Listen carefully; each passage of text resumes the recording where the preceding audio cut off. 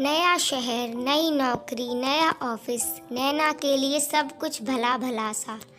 ये पहाड़ी शहर, अंगड़ाई लेती बर्फ की चोटियाँ, ऑफिस की खिड़की से दिखती झील। नैना सभी कुछ मन में, आंखों में भर लेना चाहती थी। वैसे उसने सुना था कि इस एक झील के अलावा इस शहर के आसपास और भी बहुत सी झीलें हैं। एक दिन सारी झीलों को देखूंगी, उसने सोचा। नैना का ऑफिस उसके सपनों से मेल खाने लगा। जिस तरफ उसकी डेस्क थी, उसने बिल्कुल बगल में काली लकड़ी की एक अलमारी थी, जिसमें नैना कुछ भी रख सकती थी। उसने सोचा कि इसमें वो जल्द ही अपनी पसंद की चुनिंदा साहित्यिक किताबें रख देगी। पढ़ना उसे बहुत अच्छा लगता था। टेबल के पास ही खिड़की थी, जिससे पूरा आसमान दिखता था। उगते सूरज के समय वो घर में होती थी, लेकिन डूबते हुए सूरज को देखने के लिए काम खत्म होने के बाद भी वो अपनी डेस्क से खिड़की के पार देखती रहती। सब कुछ कितना मनभावन, सुखद। घर से पहली बार बाहर निकलकर इस शहर में आई नैना को जैसे एक सपनों की दुनिया मिल गई थी, जहाँ सब कुछ था सिवाय प्यार के। उसकी दूसरी माँ ने उसके प्रति अपने सारे दायित्वों को पूरा किया, लेकिन कभी प्यार नहीं दिया उसे। नैना ने भी सहज भाव से अपने स्नेह विहीन जीवन को स्वीकार कर लिया था। उसका घर छूटने पर किसी की भी आंखें नम नहीं हुईं। उसके पिता इस शहर में उसका सारा इंतज़ाम करने के बाद अपने परिवार के पास वापस लौट गए थे। नैना इस बेगाने शहर में अकेली रह गई थी। उसके पास था एक किराए का कमरा और उसका एक छोटा सा आंगन, जहां उसने थोड़े से फूल पौधे लगाए थे। नैना अक्सर उन फूलों से बातें किया करती, शायद अपना अकेलापन बांटने के लिए। उन्हें प्यार से सहलाती और अधिक खिले फूल ऑफिस में लगा देती। 2 दिन बाद वे जब पूरे खिल जाते तो उनकी सुगंध आसपास फैल जाती। बीच बीच में अपने काम से ब्रेक लेती हुई नैना फूलों की सुगंध में डूबी हुई खिड़की के पार से उतरती झुकी झुकी धूप को देखा करती। वो दिन भी आम दिन की तरह एक सामान्य सा दिन था, जब नैना ने एक कविता को बार बार पढ़ा। चुन्ना भर ऐसा बाबा जो बजाता हो बांसुरी सुरीली, पलाश के फूल जिससे खाना नहीं खाया जाए, मेरे भूखे रहने पर उसी से ब्याहना मुझे। नैना मन ही मन में ये पंक्तियाँ पढ़ रही थी कि सहसा उसने महसूस किया उसे तेज भूख लग रही है। सुबह गैस सिलेंडर ख़त्म हो गया था। अब वो बस ठंडा दूध पीकर ही ऑफिस चली आई थी। आज आपने लंच नहीं किया? एक पुरुष स्वर हवा में तैर गया और नैना अपने ख्यालों से बाहर निकल आई। रिहान सामने खड़ा था। ऑफिस के पहले परिचय हुआ था इस युवक से। लंबा एक गहरा शरीर, कनपटी के बालों पर हल्की सफ़ेदी।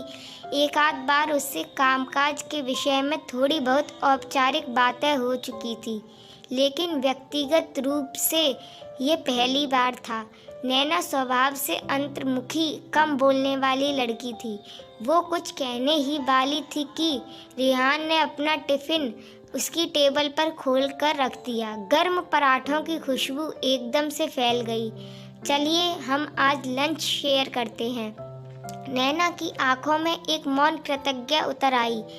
नैना एक आध दिन बाद ही रिहान के लिए अपने घर से टिफ़िन बनाकर ले आई। रिहान प्रश्न हो गया, अरे तुमने तो फौरन ही मेरा कर्ज उतार दिया। नैना ने हल्के से मुस्कुराया। उस ठंडे पहाड़ी शहर में पहली बार उसे अपनेपन की गर्माहट महसूस हुई। चंद दिनों में ही उनका परिचय प्रांगण हो चुका था। फिर एक शाम ऑफिस के बाद रिहान ने पूछ लिया नैना से, घर जाने की जल्दी तो नहीं? नहीं तो। वे दोनों झीलों के किनारे टहलते रहे, भीगे हुए सन्नाटे को सुनते हुए। तुम्हें डर तो नहीं लग रहा? रिहान ने हल्के स्वर में पूछा। क्यों डर कैसा, तुम जो साथ हो। नैना तुम समझ रही होगी कि तुम मुझे बहुत अच्छी लगने लगी हो। नैना चुप रही। रिहान ने उस गहराती शाम में नैना से ढेर सारी बातें करी।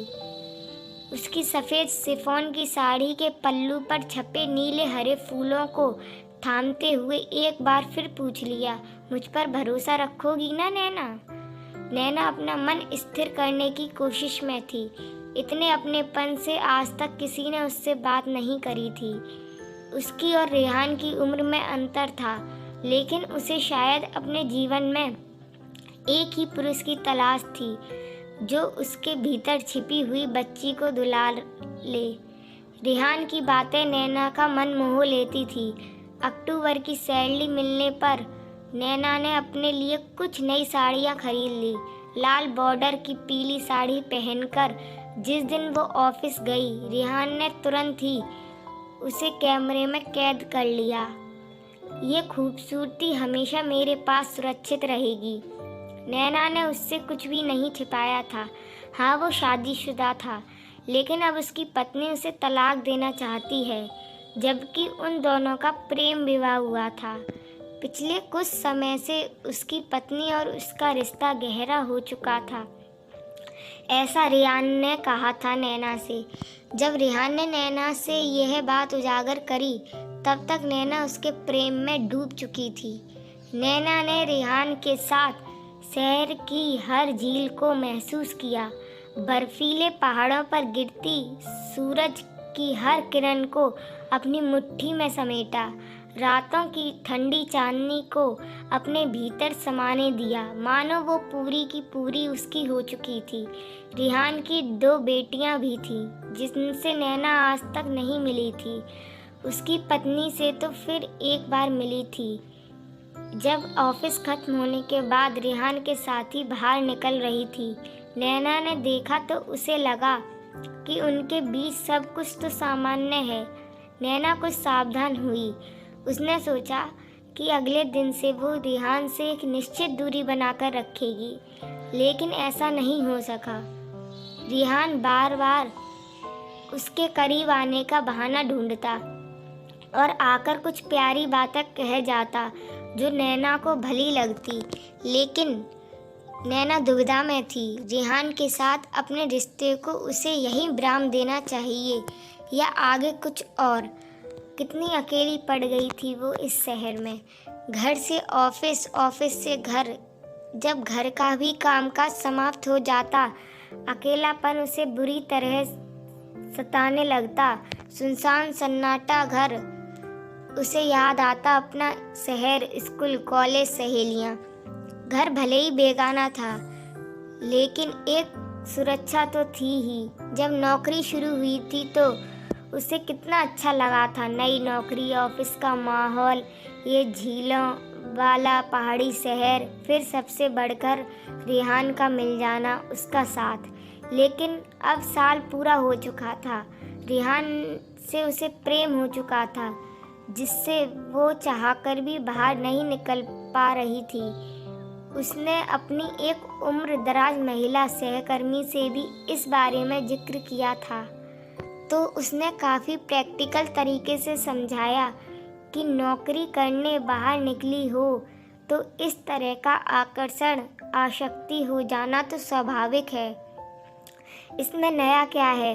तब भी नैना का मन तर्क देता कि प्यार केवल शहरी तो नहीं, इस प्यार में उसकी आत्मा भी तो बराबर से शामिल है। कुछ मिलाकर रेहान को उनकी बात से जरा भी संतुष्टि नहीं हो सकी। वो रेहान से प्यार करती थी, लेकिन उसका घर नहीं तोड़ना चाहती थी, जबकि रेहान बार बार उससे यही कहता कि वो उसका साथ पाने के लिए बेताब है। जितनी जल्दी संभव होगा वो अपनी पत्नी से अलग हो जाएगा। फिलहाल अभी तो वो पति पत्नी और बच्चे साथ ही में थे। नैना उस प्यारे से सुखी लगते परिवार को जरा सा भी दुख नहीं देना चाहती थी। ऐसे ही एक दिन रेहान की पत्नी का फ़ोन आ गया था नैना के पास। रेहान ने मुझे बताया कि वो तुमसे प्यार करता है, क्या तुम भी करती हो? वो धीरे धीरे सुबक रही थी। इतना जान लो कि मेरा किसी के साथ कोई चक्कर नहीं है। रेहान ने तुमसे सभी कुछ मनगढ़ंत कहा है। अपना अकेलापन बांटने के लिए तुमने मेरे पति को ही क्यों चुना? मेरा ही घर क्यों तोड़ना चाहती हो तुम? मेरे छोटे छोटे बच्चों के बारे में तो सोचो जरा। उनसे पिता का प्यार छीन कर क्या तुम सुखी रह सकोगी? अगर मेरा परिवार टूटा तो इसका पाप सीधा तुम्हारे सर लगेगा। नैना उसकी बातें सुनती रही लेकिन चुप रही। एकाएक उसने निर्णय लिया, इस शहर को, इस नौकरी को उसे छोड़ देना चाहिए क्या? लेकिन इससे पहले दूसरी नौकरी भी तो पास में होनी चाहिए। वो दुविधा में थी। पिछले कई दिनों से रेहान ऑफिस नहीं आ रहा था। नैना बेचैन थी। रेहान को देखे बिना वो उदास थी। उड़ती उड़ती खबर मिली कि रेहान की बेटी बीमार है।